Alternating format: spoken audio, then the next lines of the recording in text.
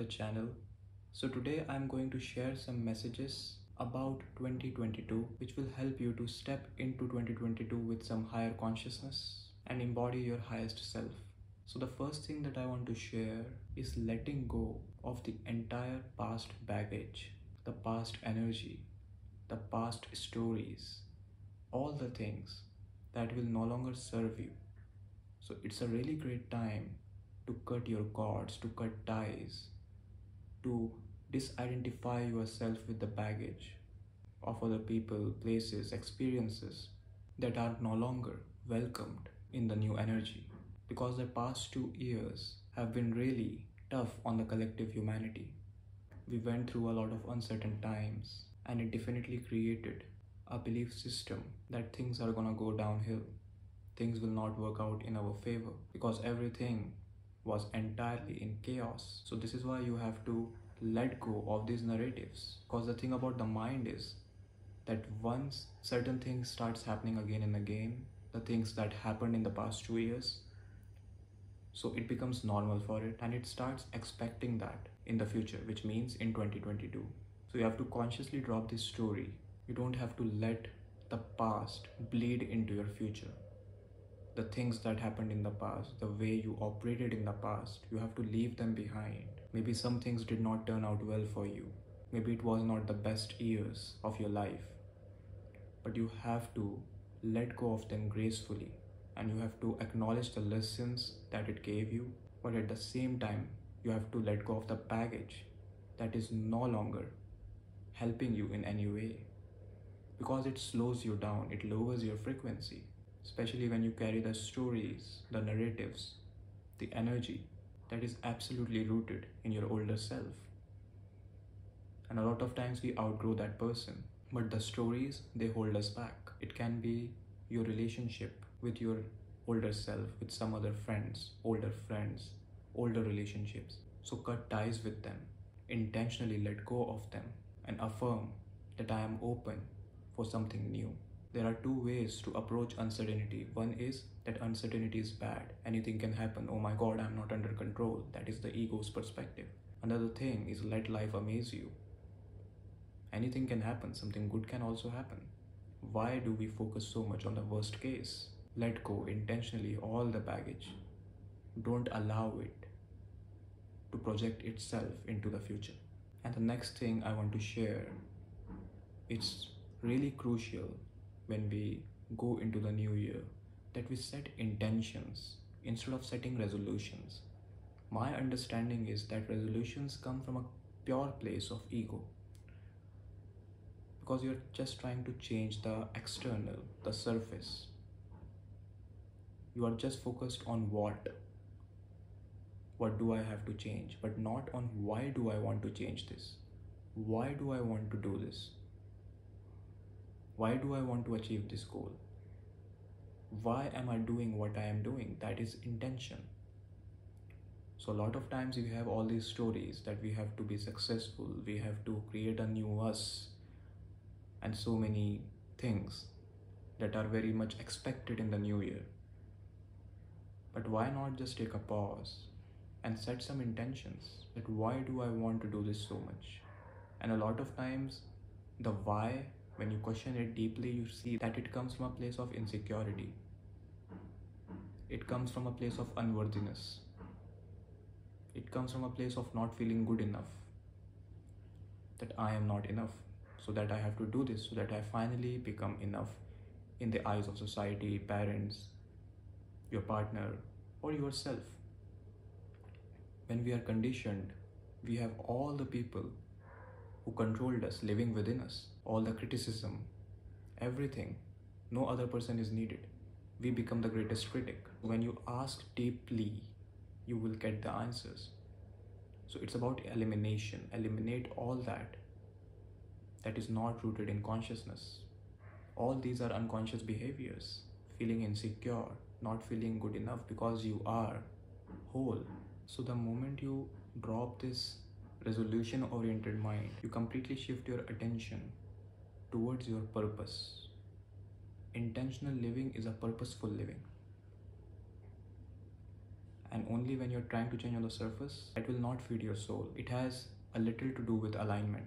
So when you will live intentionally, naturally you will align your goals, whatever you do, with your spirit. You will co-create with your spirit then. And it doesn't have to be really big things. It can be a small thing. If you make a small change in your intention, whether it is about your lifestyle, whether it is about your idea of success, or whether it is about your daily routine, why am I doing it? It can make a huge transformation. And the next message I want to share is that instead of being the new me in the new year, I feel it's about discovering the you, discovering the me, that what do you want and who you really are.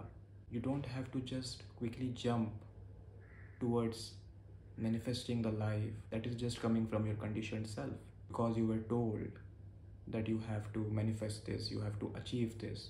Discover who you are. And that happens when you eliminate who you are not. For that to happen, you have to question all your labels. That am I just limited to my job?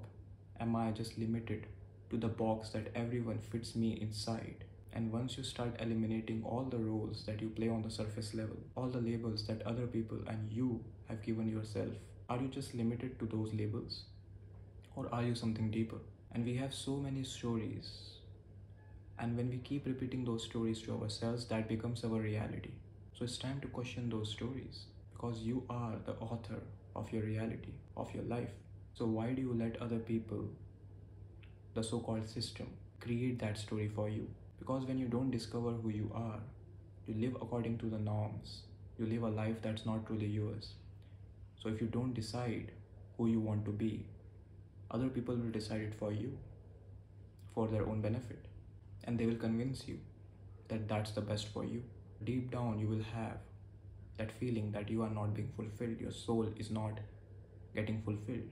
It's getting suffocated. So eliminate every story, dissolve every story that's not yours. Maybe you borrowed it from somewhere, from your ideal, from your role model. Maybe that needs to be changed because you are no longer the same person. So what do you want to be? It should always come from discovering who you are, not from what the society tells you, the system tells you. What is the idea of success? What happiness means for you? What you want your life to be? It all comes from discovering yourself. And that happens when you question your labels, when you see yourself beyond labels. And the final message that I want to share is to remain sovereign, because there will definitely be a lot of control and manipulation that we can see right now as well.